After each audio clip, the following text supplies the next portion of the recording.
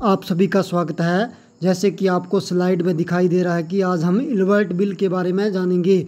Ilbert bill 1883 में पास किया गया था। प्रश्न नंबर 1 है इसके बारे में हम डिटेल में जानेंगे। प्रश्न नंबर 1 है इसका, इल्बर्ट बिल कब और किसके समय पारित किया गया था? तो इसका उत्तर होगा इल्बर्ट बिल 1883 ईस्वी में लॉर्ड रिपन के समय पारित किया गया था। इसका प्रश्न नंबर 2 होगा, इल्बर्ट बिल क्या था? इसका उत्तर होगा उस समय प्रचलित फौजदारी कानून के अनुसार कोई भी भारतीय मैजिस्ट्रेट अथवा सेशन जज किसी भी अंग्रेज अपराधी की सुनवाई नहीं कर सकता था, जबकि ऐसी कोई पाबंदी यूरोपियन जजों पर नहीं लगाई गई थी। लॉर्ड रिपन ने इस भेदभाव को दूर करने के उद्देश्य से 1883 ईस्वी में केंद्रीय विधानसभा में इल्बर्ट बिल प्रस्तुत किया। अंग्रेजों ने इस बिल का जोरदार विरोध प्रस्तुत किया। उसके बाद है प्रश्न नंबर 3, इल्बर्ट बिल का विरोध क्यों हुआ था? जहाँ हमें ये प्रश्न ऐसे भी आ सकता है, इल्बर्ट बिल विवाद क्या था?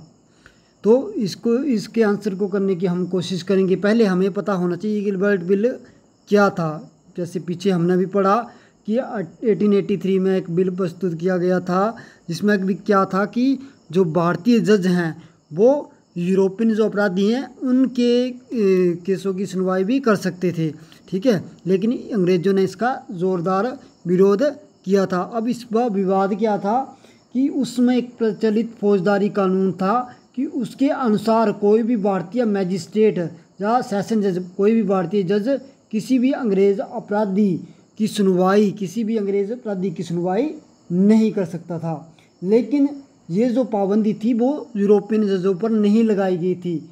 इससे क्या हुआ, लॉर्ड रिपन जो कि लॉर्ड लिटन का उत्तराधिकारी था, ठीक है, लॉर्ड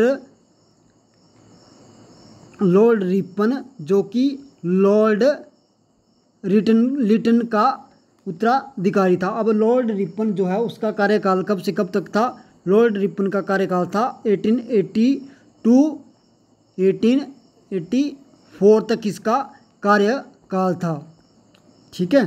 तो लॉर्ड रिपन ने अपने कार्यकाल में, ठीक है, लॉर्ड रिपन ने अपने कार्यकाल में 1884 में, है ना, तो इसमें 1883 में इस भेदभाव को दूर करने के लिए, भारतीय जजों और यूरोपियन जजों के बीच जो भेदभाव था उसको दूर करने के लिए उसकी काउंसिल का एक कानूनी सदस्य था। उसकी काउंसिल के कानूनी सदस्य सीपी इल्बर्ट, इसकी काउंसिल का एक कानूनी सदस्य था सीपी इल्बर्ट।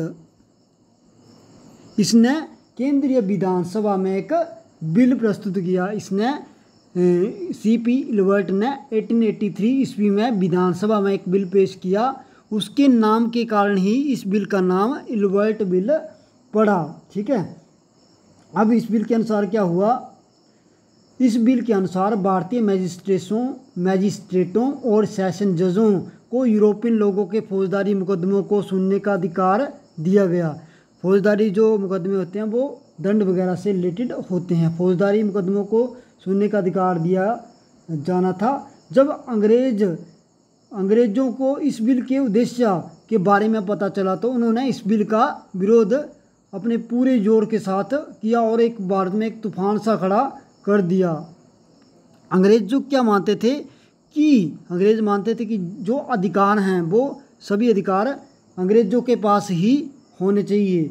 जो भारत के लोग हैं उनके पास अधिकार नहीं होने चाहिए, ठीक है, भारतीयों को कोई अधिकार नहीं होना चाहिए। अंग्रेज ऐसा मानते थे।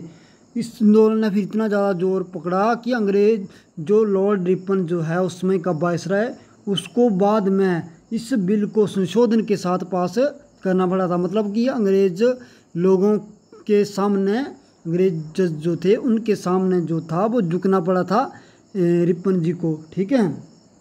भारतवासी जो हैं वो एकता के महत्व को समझ गए थे।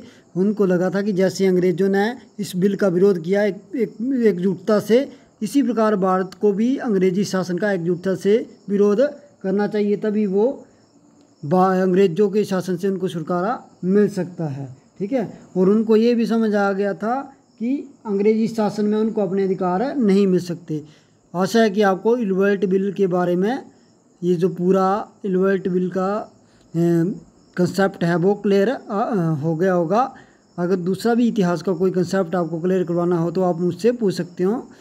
थैंक यू, धन्यवाद।